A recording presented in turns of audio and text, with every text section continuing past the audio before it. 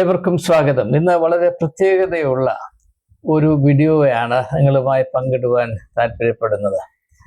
ഈ യൂട്യൂബ് സംഗമത്തിൽ വളരെ താല്പര്യത്തോടെ പങ്കെടുക്കുന്ന പ്രിയപ്പെട്ട ഷൈല കുര്യൻ തൻ്റെ ആത്മീയ ജീവിതത്തിൻ്റെ ഒരു പ്രത്യേക ഘട്ടത്തിൽ കൂടെ കടന്നു പോകുന്നു.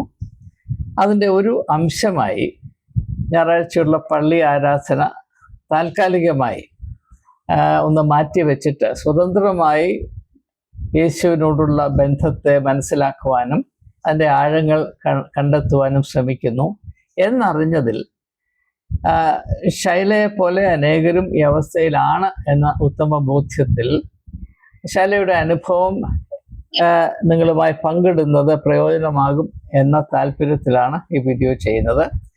ഇതിൽ മുഖ്യമായും നിങ്ങൾ ഷൈലയിൽ നിന്ന് കേൾക്കുന്നതായിരിക്കും. ഞാൻ എൻ്റെ വാക്കുകൾ ഏറ്റവും പരിമിതപ്പെടുത്തി കൂടുതൽ അവസരം ഷൈലയ്ക്ക് കൊടുക്കത്തക്കവണ്ണമാണ് ഇത് വിഭാവന ചെയ്തിട്ടുള്ളത്. അതുകൊണ്ട് ആദ്യമായി ഷൈല തൻ്റെ ഇപ്പോഴത്തെ അവസ്ഥ എന്ത് എന്ന് പ്രേക്ഷകരോട് പങ്കിടുന്നതായിരിക്കും. ഞാൻ എൻ്റെ ചർച്ചിൽ പോകുന്നത് ഞാൻ സ്റ്റോപ്പ് ചെയ്തു. 1 വർഷം കഴിഞ്ഞിരിക്കുന്നു.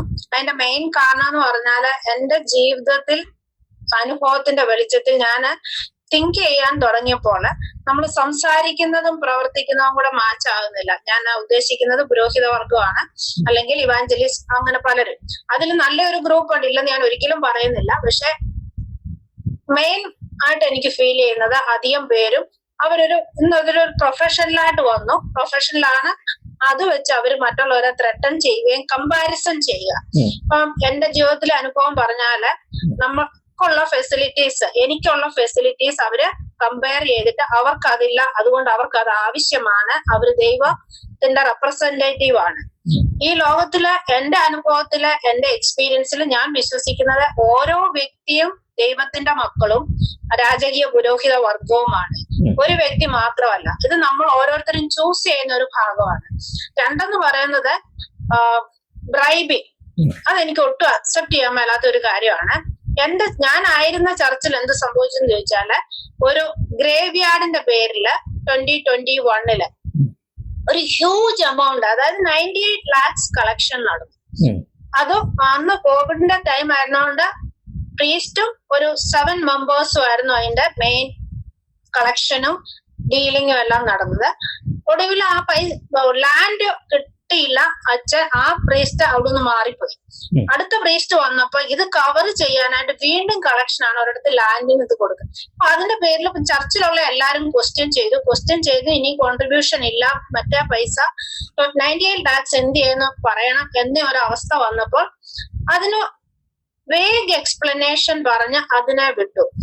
അപ്പൊ ഞാൻ കൂടുതലായിട്ട് ഞാൻ ചിന്തിച്ചു, അങ്ങനെ നമ്മൾ മുന്നോട്ട് പോകുന്നു, നമുക്ക് സാക്ഷ്യമില്ല, നാം പറയുന്നത് പ്രവർത്തിക്കാൻ ഉള്ള അവസരം നമ്മളുടെ സഭ നമ്മൾക്ക് തരുന്നില്ല, അല്ലെങ്കിൽ ഈ പ്രീസ്റ്റ്ഹുഡ് എന്ന പോപ്പുലേഷൻ നമുക്ക് തരുന്നില്ല. അപ്പൊ അവരത് ചെയ്യുന്നില്ല. അതുകൊണ്ട് അത് ശരിയാണെന്ന് കവർ ചെയ്യാൻ, ഇത് എന്റെ അണ്ടർസ്റ്റാൻഡിങ് ആണ് ഞാൻ പറയുന്നത്, അവര് ചെയ്യുന്നത് ശരിയാണെന്ന് പറയുവാൻ അതിൽ മെമ്പർഷിപ്പ് ആയിട്ടുള്ള ഓരോ ജനങ്ങളെയും തോട്ട് ബ്ലോക്സിൽ കൂടെ അതിലേക്ക് ലീഡ് ചെയ്യുവാണ്. അതേ രീതിയിലുള്ള ഒരു ലൈഫ് സ്റ്റൈല്.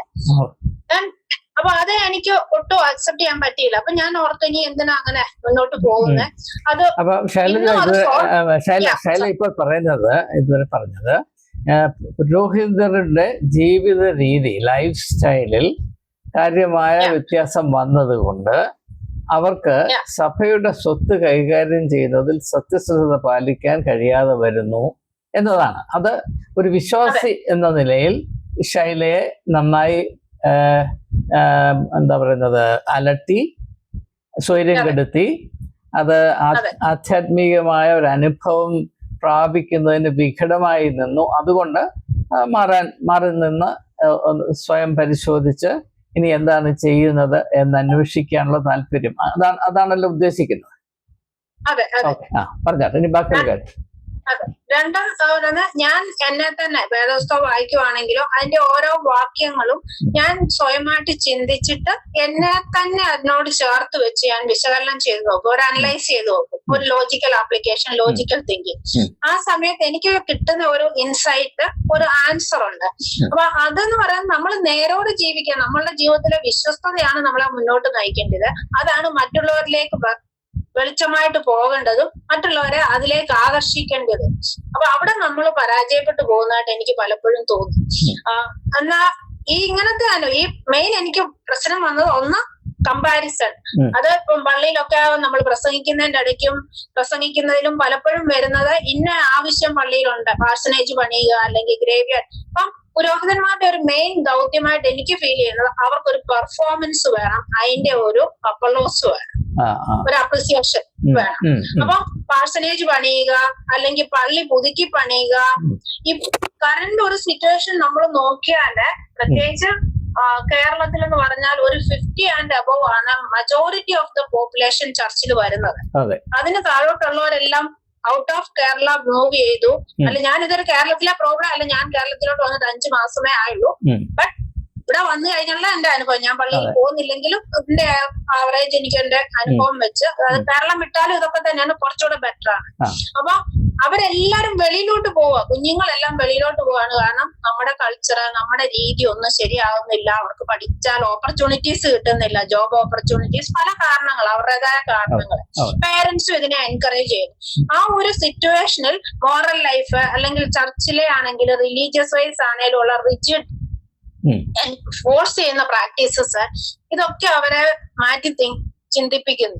ഇപ്പൊ നമ്മൾ തന്നെ നഷ്ടപ്പെട്ടു പോകുന്ന ഒരു ഫീലിംഗ് ആണ്. ഇപ്പൊ ഞാൻ ഓർത്ത് അങ്ങനെ പള്ളിയിലല്ല ഒരു ദൈവം ഇരിക്കുന്നത്, ദൈവം നമ്മളിലാണ് വസിക്കുന്നത്, ഞാൻ എന്നിൽ വസിക്കുന്നു എന്നാണ് ഞാൻ വിശ്വസിക്കുന്നത്. അപ്പൊ ആ ദൈവത്തെ അന്വേഷിക്കാനായിട്ട് പള്ളിയിൽ പോകണം. ഞാൻ പള്ളിയിൽ പോകാതായപ്പോൾ എനിക്ക് വളരെ ഇന്ററാക്റ്റീവ് ആയിട്ടുള്ള കുറച്ച് ഗ്രൂപ്പ് ഉണ്ട്. അവരെന്നെ വിളിച്ചിട്ട് അപ്പൊ ഞാൻ എന്റെ ഹസ്ബൻഡിനോട് പറഞ്ഞിരുന്നു, ഞാൻ പള്ളിയിൽ എനിക്ക് അസുഖങ്ങൾ കുറച്ചുള്ള വ്യക്തിയാണ്, ഒരു സ്പൈൻ ഇഞ്ചുറിയുടെ കോംപ്ലിക്കേഷൻ. അപ്പൊ ഞാൻ അതുകൊണ്ടാണെന്ന് പറയരുത്, അല്ലെങ്കിൽ ഞാൻ വരാത്ത എന്താന്ന് വെച്ചാൽ ഞാൻ പള്ളിയിൽ വരുന്നില്ല എന്ന് മാത്രം പറഞ്ഞത്. എന്നോട് ചോദിക്കുന്നവരോട് ഞാൻ സത്യം പറയുന്നു. അങ്ങനെ അവരെന്നെ വിളിച്ചു, ഞാൻ എന്റെ കാര്യങ്ങൾ പറഞ്ഞു. അപ്പൊ അവരെന്നോട് നമ്മുടെ ഒരു അണ്ടർസ്റ്റാൻഡിങ്ങിൽ ചോദിച്ച ക്വസ്റ്റ്യൻ ആണ് ഞാൻ പറയുന്നത്. ഒന്ന്, ഫെലോഷിപ്പ്. ഞാൻ പറഞ്ഞു, ഫെലോഷിപ്പ് വേണമെങ്കിൽ നിങ്ങളുടെ ഫ്രീ ടൈമിൽ എന്നോട് അറിയിക്കുക, ഞാൻ അങ്ങോട്ട് വരാം. ഇല്ല എങ്കിൽ എന്റെ ഡോർ എപ്പോഴും ഓപ്പൺ ആണ്, ഇങ്ങോട്ട് വരാം. Can continue our fellowship. പിന്നെ മരിച്ചാൽ അടക്കുന്നത്. ഇപ്പൊ ഞാൻ ഈ ഏജിലായോണ്ട് മരിച്ചാൽ അടക്കുന്നതിനെ കുറിച്ച് അവർക്ക് ചിന്തിച്ചാൽ മതി. അപ്പൊ ഞാൻ പറഞ്ഞു, എന്നെ മരിച്ചാൽ അടക്കുന്നതിനെ കുറിച്ച് വേണ്ട, അത് ഞാൻ എന്റെ ഹസ്ബൻഡുമായിട്ട് പറഞ്ഞിട്ടുണ്ട്. എന്നാ ക്രിമിനേഷൻ ചെയ്യുക, അത് എങ്ങനെ വേണേലും അതിന്റെ ആശ് പോലും കൊണ്ടുവരണമെന്നില്ല. കാരണം that is end of our life. അപ്പൊ ഇതിനിടെ വേറൊരു കാര്യം ചോദിക്കാനുള്ളത്, നമ്മുടെ ക്രിസ്ത്യാനികളുടെ ഇടയിൽ പൊതുവായിട്ടൊരു ധാരണ, പുരോഹിതന്മാരെ വിമർശിക്കുകയോ അവര് പറയുന്നതിൽ നിന്ന് വേറിട്ട് ചിന്തിക്കുകയോ ചെയ്താൽ ശാപമുണ്ടാകും എന്ന ഒരു വലിയ ഭീതി ക്രിസ്ത്യാനികളുടെ ഇടയിൽ വളരെ വ്യാപകമായിട്ടുണ്ട്.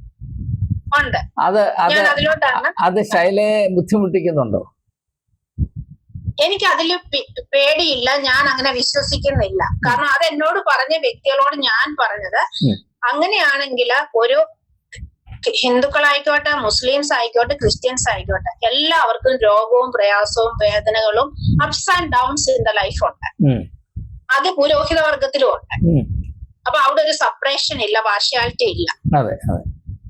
അത് നമ്മൾ കടന്നു പോകുന്ന ആ അവസ്ഥയിൽ നമ്മളിലുള്ള നന്മ അല്ലെങ്കിൽ നമ്മളിലുള്ള ദൈവം നമ്മളെ നയിക്കുന്നതിന്റെ വിശ്വാസം പ്രതീകമായിട്ട് വരുന്ന ഒരു കാര്യമായിട്ടാണ് ഞാൻ മനസ്സിലാക്കുന്നത്. അപ്പൊ ഞാൻ കടന്നുപോയ ഒരവസ്ഥയില് ഞാൻ ഇന്ന് ഇങ്ങനെ നിൽക്കുന്നെങ്കിൽ അതിന്റെ അർത്ഥം എന്നിൽ വസിക്കുന്ന ദൈവം എന്നെ നയിക്കുന്നു. അത് മറ്റുള്ളവർക്ക് മനസ്സിലാക്കേണ്ടവർക്ക് മനസ്സിലാകാനുള്ള ഒരു എവിഡൻസ് ആയിട്ട് ഞാൻ എടുക്കുന്നുള്ളൂ. അത് ഞാൻ ചെയ്ത തെറ്റിന്റെ ഭാവമോ അല്ലെ എന്റെ പേരൻസ് ചെയ്ത തെറ്റിന്റെ ഭാവമോ കുഞ്ഞുങ്ങൾ ചെയ്ത തെറ്റിന്റെ കോൺസിക്വൻസോ ആണെന്ന് ഞാൻ ഇന്നും വിശ്വസിക്കുന്നില്ല. അപ്പൊ പുരോഹിതന്മാരെയും മെത്രാന്മാരെയും ഭയക്കേണ്ട ആവശ്യമില്ല എന്നത് വ്യക്തമാണ്. ഇനി രണ്ടാമതായിട്ട് നമ്മൾ ആളുകൾ പറയുന്നത്, ചില കാര്യങ്ങളുടെ നേരെ കണ്ണടച്ചെങ്കിലേ നമുക്ക് പിടിച്ചു നിൽക്കാനൊക്കത്തുള്ളൂ. എല്ലാ കാര്യത്തെ പറ്റി എന്തിനാ ഇങ്ങനെ ചിന്തിക്കുന്നത്? കുറെ കാര്യങ്ങളും കണ്ണടച്ചുകൂടെ? ഈയിടെ ഒരാൾ എന്നോട് പറഞ്ഞതാണ്, ഒത്തിരിയും കാര്യങ്ങൾ നേരെ കണ്ണടച്ചാൽ മാത്രമേ നമുക്ക് നിലനിൽപ്പുള്ളൂ. എന്തിനാണ് ഈ അനാവശ്യമായിട്ട് കാര്യങ്ങളെ പറ്റിയൊക്കെ പറയുന്നത് എന്ന്. അപ്പൊ അതിനെപ്പറ്റി ശൈലയുടെ അഭിപ്രായം എന്താണ്? ഈ ക്വസ്റ്റ്യൻ ഞാനും ഫേസ് ചെയ്തു. അതേസമയം ഞാൻ അവരോട് പറഞ്ഞ ഒരു ആൻസർ എന്ന് പറഞ്ഞാൽ, എനിക്ക് ആ സമയത്ത് കിട്ടിയ ഇൻസൈറ്റ് വെച്ച് ഞാൻ പറഞ്ഞത്, എനിക്ക് ഞാൻ ശരിയാകാനേ പറ്റത്തു, എനിക്ക് മറ്റാരെയും ശരിയാക്കാൻ പറ്റത്തില്ല. ചോദിക്കുന്നതിന് എനിക്ക് അഭിപ്രായം പറയാം, എന്റെ ജീവിതത്തിൽ കൂടെ എനിക്ക് കാണിച്ചു കൊടുക്കാം. പക്ഷെ ആ ആള്, അടുത്ത വ്യക്തി, അതിന്റെ ഹസ്ബൻഡ് ആയിക്കോട്ടെ, കുഞ്ഞുങ്ങളായിക്കോട്ടെ, എന്റെ ഫ്രണ്ട്സ് ആയിക്കോട്ടെ, സ്റ്റുഡൻസ് ആയിക്കോട്ടെ, വേറെ ആരും ആയിക്കോട്ടെ, അവര് ചിന്തിച്ചു, അവര് തീരുമാനിക്കാത്തിടത്തോളം കാലം അവർക്ക് നന്നാകാൻ പറ്റത്തില്ല. നമുക്ക് സ്വയം തിരുത്താൻ പറ്റും, സ്വയം നന്നാകാൻ പറ്റും, മുന്നേറാൻ പറ്റും. ഓക്കെ. അപ്പൊ മൂന്നാമതായിട്ട് പലരും ചോദിക്കുന്നൊരു കാര്യം, പറയുന്നൊരു കാര്യം, ഈ പള്ളിയിൽ പോകാതെ പള്ളി കൂട്ടായ്മയിൽ പങ്കെടുക്കാതിരുന്നാൽ ആത്മീയമായി നമ്മൾ മരിച്ചു പോകയില്ലേ എന്ന ഒരു ചിന്ത പലർക്കുമുണ്ട്. പള്ളിയിൽ പോകുന്നത് കൊണ്ടാണ് നമ്മുടെ ആത്മീയ ജീവിതത്തിൽ ഇങ്ങനെ പച്ച പിടിച്ച് നിൽക്കുന്നത്, അല്ലെങ്കിൽ നമുക്ക് നിലനിൽപ്പുള്ളത്. അത് പോയി കഴിഞ്ഞാൽ നമ്മൾ തലകുത്തി വീഴും എന്ന ഒരു ഭീതി പലരെയും അലട്ടുന്നുണ്ട്. ഈ ക്വസ്റ്റ്യന് ഞാൻ ഫേസ് ചെയ്തു. അപ്പം അത് വേറൊരു രീതിയിലാണ് എന്നോട് ചോദിച്ചത്. എന്റെ ഫ്രണ്ട്സ് അല്ലെങ്കിൽ എന്റെ ഏറ്റവും അടുത്തുള്ള എന്റെ ചർച്ചിലെ മെമ്പേഴ്സ് തന്നെ അവരെന്നോട് ചോദിച്ചു, അപ്പം സ്വർഗം ഉണ്ടെന്ന് നമ്മൾ വിശ്വസിക്കുന്നു, അപ്പൊ ശൈല സ്വർഗത്തിൽ പോകാതിരിക്കുകയാണ്. അതിന് ഞാൻ പറഞ്ഞു, നമുക്ക് വേദോസ്തവത്തിൽ തന്നെ സ്വർഗമുണ്ട്, പുനർജന്മവും പറയുന്നുണ്ട്. ഏതാ സത്യമെന്ന് ആ എഴുതിയ ആൾക്ക് പറയാൻ പറ്റത്തുള്ളൂ, വേറെ ആർക്കും പറയാൻ പറ്റില്ല. അത് നമ്മൾ തെരഞ്ഞെടുക്കേണ്ട ഒരു ഡിസിഷനാണ്. പുനർജന്മം വരുമോ, അതോ സ്വർഗമുണ്ടോ, അതോ നമ്മുടെ ജീവിതം ഇവിടെ തീർന്ന് നമ്മളുടെ നന്മയാണ് പുനർജന്മമായിട്ടോ അല്ലെങ്കിൽ സ്വർഗമായിട്ടോ മറ്റുള്ളവരിൽ കൂടി പ്രകാശിക്കുന്നതെന്ന് അത് നമ്മൾ തീരുമാനിക്കണം. അപ്പൊ ഞാൻ എന്റെ ആൻസർ എനിക്ക് അങ്ങനെയാണ് എന്റെ ഇൻസൈറ്റ് കിട്ടിയത്.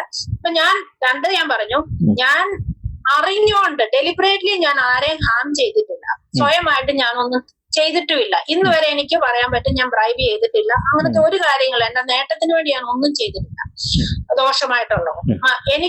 എനിക്ക് ദോഷമാകരുത്, സമൂഹത്തിനും ദോഷമാകരുത്, മറ്റുള്ളവർക്ക് അതൊരു മിസ്ലീഡ് ചെയ്യുന്ന അവസ്ഥ ആകല്ലെന്നുള്ള വളരെ കോൺഷ്യസ് ആയിട്ട് ജീവിച്ച ഒരു വ്യക്തിയാണ്. അപ്പൊ ഞാൻ പറഞ്ഞ, അങ്ങനെ സ്വർഗം ലഭിക്കുന്നെങ്കിൽ അങ്ങനെ ജീവിച്ച ഏത് വ്യക്തിക്കും, അത് ക്രിസ്ത്യൻ ആയാലും ഹിന്ദു ആയാലും മുസ്ലിം ആയാലും അവർക്കും കിട്ടിയിരിക്കും.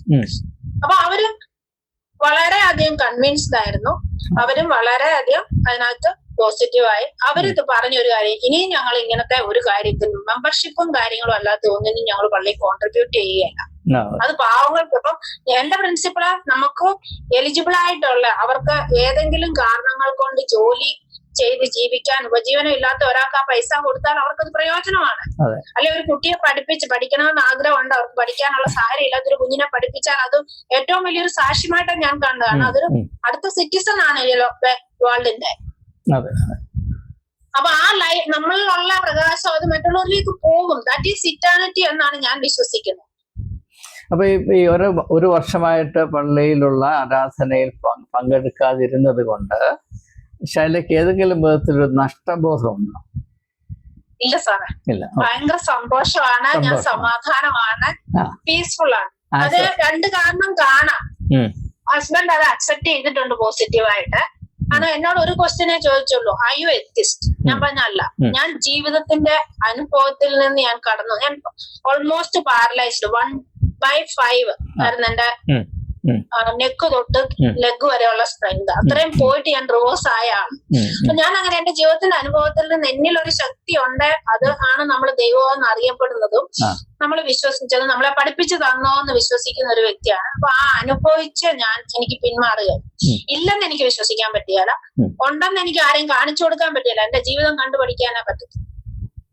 ഒരു നല്ല വിശ്വാസിയായി, നല്ല ക്രിസ്ത്യാനിയായി ജീവിക്കാൻ സഭ ഏത് വിധത്തിൽ, ഏത് തോതിൽ വരെ കഴിഞ്ഞ കാലങ്ങളിൽ ശൈലയെ സഹായിച്ചിട്ടുണ്ട്? അങ്ങനെ ചോദിച്ചാൽ സാറേ, ഞാൻ എന്റെ ചൈൽഡ്ഹുഡ് മാത്രമാണ് എനിക്ക് അതിനൊരു എംപവർമെന്റ് കിട്ടിയേക്കുന്നത്. എംപവർമെന്റ് എന്ന് പറഞ്ഞാൽ അതെന്റെ ഫാമിലിയോടും എന്റെ സമൂഹത്തോടും എന്റെ സ്കൂള് എല്ലാം കൂടെ ചേർന്ന ഒരു ഇത്. അതിൽ നിന്നൊക്കെയും കിട്ടിയ വാല്യൂസ്, മോറൽ വാല്യൂസ്, അങ്ങനെ മോട്ടിവേഷൻസ്. അവിടെ ചില നെഗറ്റീവ്സ് വരുമ്പോഴും അത് നമുക്ക് കിട്ടിയ പോസിറ്റീവ് കൊണ്ട് നമുക്ക് അതിനെ അതിജീവിക്കാൻ പറ്റുമായിരുന്നു. പക്ഷേ പിന്നീട് പറയുമ്പോ ഇപ്പൊ ചർച്ച എന്ന് പറഞ്ഞാൽ ഞാൻ EHL ആയിരുന്നോണ്ട് ഞങ്ങൾക്ക് അങ്ങനെ ഒരു ചർച്ചയായിട്ടല്ല നമ്മൾ പോകുന്നത്. അത് ഇന്റർ ഡിനോമിനേഷൻ ആണ്. ആർക്കും ഒരു ഫെലോഷിപ്പ് സൺഡേ നമ്മൾ ആയിരിക്കുന്നിടത്ത് കൂടി ഒരു ഹൗസ് ചർച്ച് പോലെ ഫെലോഷിപ്പാ.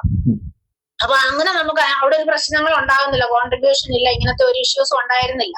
നമ്മൾ പിന്നെ ബാംഗ്ലൂർ വന്ന് നമ്മുടേതായ ചർച്ചിലേക്ക് വീണ്ടും ചേരുമ്പോഴാണ് നമ്മൾ പിന്നീട് പ്രായപൂർത്തിയായി കഴിഞ്ഞ ഒത്തിരി പ്രോബ്ലത്തിലേക്ക് വന്നത്. അപ്പം അതുകൊണ്ട് എനിക്ക് അത്രയും അത് കഴിഞ്ഞിട്ടെന്ന് പറഞ്ഞാൽ ഞാൻ എൻജോയ് ചെയ്ത ഒരു ഫെലോഷിപ്പ് തന്നെയാണ്. പക്ഷെ ഇങ്ങനത്തെ കമ്പാരിസണും ഇതും വന്നപ്പോൾ ഇനി ഇതിന്റെ ആവശ്യമില്ല എന്ന് ഞാൻ തീരുമാനിച്ചു. കാരണം എന്റെ മോറൽ പ്രിൻസിപ്പിളും എന്റെ ഫിലോസഫിയുമായിട്ട് അത് മാച്ച് ആകുകയില്ല, എന്റെ എത്തിക്കൽ ലൈഫിന് അത് മാച്ച് ആകത്തില്ല. ഇപ്പോ ഷൈലയെ പോലെ തന്നെ ചിന്തിക്കുകയും ഷൈലയുടെ അവസ്ഥയിലായിരിക്കുകയും ചെയ്യുന്ന ആയിരക്കണക്കിന് ക്രിസ്ത്യാനികൾ കേരളത്തിൽ തന്നെയുണ്ട്, ആയിരക്കണക്കിന്. എന്നാൽ അവരാരും അവരുടെ സത്യാവസ്ഥ വെളിപ്പെടുത്താറില്ല. ഞാൻ മുമ്പ് പറഞ്ഞതുപോലെ, ആദ്യം പറഞ്ഞതുപോലെ എല്ലാറ്റും നേരെയും കണ്ണടച്ച് അങ്ങ് മുമ്പോട്ട് പോകുന്നതാണ് നമുക്ക് അനുയോജ്യം, അല്ലെങ്കിൽ തട്ടുകേടാണ് എന്ന ധാരണയിലാണ്. അത് എങ്ങനെയാണ് സാധിക്കുന്നത് എന്ന് ഞാൻ അത്ഭുതപ്പെട്ടിട്ടുണ്ട്. അറിയുന്ന കാര്യങ്ങൾ നിരാകരിച്ചുകൊണ്ട് സത്യത്തെ അങ്ങ് ഒഴിച്ച് നിർത്തി സത്യമാകുന്ന യേശുവിനെ അനുധാവനം ചെയ്യുക എന്ന് പറയുന്നത് എങ്ങനെയാണ് സാധിക്കുന്നതെന്ന് എനിക്ക് മനസ്സിലാകാറില്ല. എന്നാൽ ബഹുഭൂരിപക്ഷം ക്രിസ്ത്യാനികളും ഇന്ന അവസ്ഥയിലാണ്. ഈ സഭയോടുള്ള ബന്ധത്തിൽ അകൽച്ചയുടെ ബുദ്ധിമുട്ട്, ശ്വാസം മുട്ടൽ അനുഭവിക്കുന്നവരാണ് ഭൂരിപക്ഷം ക്രിസ്ത്യാനികൾ. ഇന്ന് സഭകളിൽ നടക്കുന്ന അധാർമികമായ പ്രവർത്തനങ്ങളെ പറ്റി ജനങ്ങൾക്ക് വ്യാപകമായ അറിവുണ്ട്. അതിലൊന്നും അവർ സന്തുഷ്ടരല്ല. എങ്കിലും സഭയോട് ചേർന്ന് നിന്നെങ്കിൽ മാത്രമേ വലിയ തട്ടുകേടൊന്നും വരാതെ ഈ ലോകത്തിലെ ജീവിതം മുൻപോട്ട് കൊണ്ടുപോകുവാനും പരലോകത്തിൽ നല്ലൊരു ബംഗ്ലാവ് പ്രാപിക്കാനും ഇടയാകത്തുള്ളൂ എന്ന ഒരു ധാരണയിൽ മനുഷ്യൻ കഴിഞ്ഞു പോകുന്നത്. അതിനെപ്പറ്റി ശൈല ചിന്തിച്ചു കാണും, എന്ത് പറയുന്നു? സാറേ, ഞാൻ ചിന്തിച്ചു. അതുകൊണ്ടാണ് ഞാൻ അതിൽ നിന്ന് വെളിയിൽ വന്നത്. കാരണം പള്ളിയല്ല ദൈവം, ഉദാശകളല്ല നമ്മളെ നയിക്കുന്നത്. സത്യം ഉണ്ടെങ്കിൽ നമ്മൾ വിശ്വസിക്കുന്നതും പ്രവർത്തിക്കുന്നതും സത്യമാണെങ്കിൽ, നമ്മുടെ ജീവിതം വിശുദ്ധി ഉള്ളതാണെങ്കിൽ, അല്ലെങ്കിൽ നേരും നീതി ഉള്ളതാണെങ്കിൽ നമ്മൾ അത് പ്രാപിച്ചിരിക്കും. അതിന് നമ്മൾ ഒരു പള്ളിയിലും പോകേണ്ട ആവശ്യമില്ല. രണ്ടെന്ന് പറയുന്നത്, നമ്മുടെ ഈ കൂദാശകൾ മരിച്ചാൽ എവിടെ അടക്കും, കുഞ്ഞിനെ മാമോദിസ എവിടെ കൊണ്ട് മുക്കും, കല്യാണം എവിടെ നടത്തും, രജിസ്റ്റർ മാരേജ് ചെയ്യുക എന്ന് പറയുന്നത് നമ്മളെ സംബന്ധിച്ചിടത്തോളം നമുക്കൊരു ഭയങ്കര ഇമ്മോറലായിട്ടാ ഫീൽ ചെയ്യുന്നതല്ല. അപ്പൊ അങ്ങനെയുള്ള ആചാരങ്ങളും അനുഷ്ഠാനങ്ങളും ആണ്. ഇപ്പൊ നമ്മള് ഫോർ എക്സാമ്പിൾ, ഞാനിപ്പം ഞങ്ങൾക്ക് വാടക വീട്ടിലാണ് താമസിക്കുന്നത്. ഞങ്ങൾ വീട് പണിതുകൊണ്ടിരിക്കുക. അപ്പൊ ആ വീട് പണിയുമ്പം ഒരു കൂദാശ ചെയ്ത് കയറിയില്ലെങ്കിൽ അതൊരു ബ്ലെസ്സിങ് അല്ല. ഞങ്ങള് കോണസ്റ്റോൺ ഇട്ടത് ഞങ്ങള് മാത്രം, പേരൻസ്, എന്റെ പേരൻസ് ഉണ്ട്, ഹിസ് സിബ്ലിങ്സ് ആൻഡ് എന്റെ സിബ്ലിങ്സ് മാത്രം കൂടിയിട്ട് ഞങ്ങളായിട്ട് പ്രാർത്ഥിച്ച് കോൺട്രാക്ടറും കൂടെ ഒരു കല്ല് വെച്ചു ഫൗണ്ടേഷൻ തുടങ്ങുവായിരുന്നു. പള്ളികളിൽ വെച്ച് നടത്തുന്ന അനേകം വിവാഹങ്ങളും ഏറ്റവും ഭംഗിയായി മുറപ്രകാരം മെത്രാന്റെ ഒക്കെ കാർമ്മികത്വത്തിൽ നടത്തുന്ന ക്രിസ്തീയ വിവാഹങ്ങൾ ഏറെ നാളുകൾ കഴിയുന്നതിന് മുമ്പേ വിവാഹമോചനത്തിലേക്ക് പോകുന്ന ഒരു അവസ്ഥയാണ് നാം കാണുന്നത്. എങ്കിലും അങ്ങനെയുള്ള തെളിവുകൾക്ക് നേരെ കണ്ണടച്ച് പുരോഹിത കാർമ്മികത്വത്തിൽ നടത്തുന്ന കല്യാണം മാത്രമേ നിലനിൽക്കുകയുള്ളൂ, ബാക്കിയെല്ലാം ശവിക്കപ്പെട്ടതാണ് എന്ന് മനുഷ്യർ ചിന്തിച്ചു പോകുന്ന ഒരവസ്ഥ. അതെങ്ങനെയാണ് നാം മനസ്സിലാക്കേണ്ടത്? അത് നമ്മുടെ സമൂഹത്തിൽ, ഓരോ സമൂഹത്തിലും അല്ലെ ഓരോ റിലീജിയൻ, സമൂഹം എന്ന് ഞാൻ മെയിൻ ചെയ്യുമ്പോൾ ഓരോ റിലീജിയനിലും അതല്ലേ സാറെ പഠിപ്പിക്കുന്നത്. അതിന്റെ നമ്മളെ ചെറു പ്രായത്തിൽ തന്നെ, അതാണ് ഞാൻ പറഞ്ഞ, ഒരു പ്ലാന്റ്, ഒരു ട്രീ ആയി കഴിഞ്ഞാൽ അതിനെ റീറൂട്ട് ചെയ്ത് ബോൺസായി ആക്കുക എന്ന് പറയുന്നത് ഇറ്റ്സ് എ ചാലഞ്ചിങ് ടാസ്ക്. അതേസമയം ഒരു saplings if I get it, എനിക്ക് അതിനെ ഈസി ആയിട്ട് ഒരു ബോൺസായി ആയിട്ട് വളർത്തിയെടുക്കാൻ പറ്റും. എനിക്ക് കുറച്ച് ഐഡിയ മതി, അത് ചെയ്യാനുള്ള ഒരു സ്കില്ലും കൂടെ കിട്ടിയാൽ ഐ ക്യാൻ ഡു ഇറ്റ്. അപ്പൊ നമുക്കിപ്പോ ഉപസംഹരിക്കുമ്പോൾ ശൈലയുടെ അനുഭവത്തിൽ നിന്ന് പറഞ്ഞാൽ, നാം എല്ലാവരും ഒന്നുപോലെ യേശു ക്രിസ്തുവിൽ വിശ്വസിക്കുന്നു, അവൻ ജീവന്റെ വെളിച്ചമാകുന്നു എന്ന് നാം വിശ്വസിക്കുന്നു. മനുഷ്യ ജീവിതത്തിൽ യേശുവിനെ അറിയുകയും അനുസരിക്കുകയും ചെയ്തതിനപ്പുറത്ത് ഒരു അനുഗ്രഹമില്ല എന്ന് നാം അടിയുറച്ച് വിശ്വസിക്കുന്നു. എന്നാൽ വിശ്വാസിയും യേശുവും തമ്മിലുള്ള ബന്ധവും സഭ ആചരിച്ചു വരുന്ന കാര്യങ്ങളും തമ്മിൽ യാതൊരു ബന്ധവുമില്ല എന്ന് മാത്രമല്ല, ഇന്ന് വളരെ പൊരുത്തക്കേട് വർദ്ധിച്ചുകൊണ്ട് ഇരിക്കുന്ന സാഹചര്യത്തിൽ വിശ്വാസികൾ ഗണ്യമായ ശ്വാസമുട്ടൽ അനുഭവിക്കുന്നുണ്ട്. എങ്കിലും സഭാ നേതൃത്വം, പുരോഹിതന്മാരും മെത്രാന്മാരും ഇതിൻ്റെ നേരെ മനഃപൂർവ്വം കണ്ണടച്ച് അവർ പഴയ ബിസിനസ് പഴയ പോലെ നടത്തി ഭൗതികമായ കാര്യങ്ങളിൽ മാത്രം താല്പര്യപ്പെട്ട് പൗരോഹിത്യം ഏതാണ്ട് ഒരു പ്രൊഫഷൻ പോലെ മാത്രം മനസ്സിലാക്കി ഇങ്ങനെ മുൻപോട്ട് പോകുന്ന അവസ്ഥയിൽ വിശ്വാസ സമൂഹം കൂട്ടമായും വ്യക്തികളായും വളരെ അധികം പ്രയാസങ്ങൾ അനുഭവിക്കുന്നുണ്ട്. അവരുടെ ആത്മീയ ജീവിതം അരിഷ്ടതയിലാണ് എന്ന യാഥാർത്ഥ്യം ഇതിൽ ചുമതല ഏറ്റെടുത്തിരിക്കുന്നവർ തിരിച്ചറിയേണ്ട ആവശ്യമുണ്ട് എന്നതായിരിക്കട്ടെ നമ്മുടെ സംഭാഷണത്തിൽ കൂടെ വെളിപ്പെട്ടു വരുന്ന ഒരു യാഥാർത്ഥ്യം. ഇത് ആരെയും സഭയിൽ നിന്ന് അന്യവൽക്കരിക്കപ്പെടാനുള്ള ശ്രമമല്ല. പ്രത്യുത സഭാ ജീവിതം ആത്മീയമായ പരിപോഷണം വ്യക്തികൾക്ക് നൽകുവാൻ പര്യാപ്തമായ വിധത്തിൽ ഒന്ന് പുനരുദ്ധരിക്കപ്പെടുവാനും അതിൽ യേശുവിൻ്റെ വെളിച്ചം നിലനിർത്തുവാനും തൽഫലമായി വിശ്വാസികളുടെ ആത്മജീവിതത്തിൽ വീര്യവും ഫലപുഷ്ടിയും കണ്ടെത്തുവാനുമുള്ള അനുഗ്രഹിക്കപ്പെട്ട ഒരവസ്ഥയിലേക്ക് സഭ മാനസാന്തരപ്പെട്ട് മടങ്ങി വരുന്ന ഒരു നല്ല സാധ്യത സ്വപ്നം കണ്ടുകൊണ്ടാണ് ഇങ്ങനെയുള്ള സംഭാഷണങ്ങൾ ആവിഷ്കരിക്കപ്പെടുന്നത് എന്നും കൂടെ സൂചിപ്പിച്ചുകൊണ്ട് തൻ്റെ ജീവിത അനുഭവം സങ്കോചമില്ലാതെ ഭയരഹിതമായി എല്ലാവരുടെയും നന്മയ്ക്ക് വേണ്ടി പൊതുവായി വെളിപ്പെടുത്തുവാൻ, പങ്കിടുവാൻ ധൈര്യം കാട്ടിയ ശൈല കുര്യനോടുള്ള എൻ്റെ സഹോദര തുല്യമായ വാത്സല്യവും നന്ദിയും അറിയിച്ചുകൊണ്ട് ഈ സംഭാഷണം ഇവിടെ ഉപസംഹരിക്കുന്നു. ഏവർക്കും ഞങ്ങളുടെ നമസ്കാരം.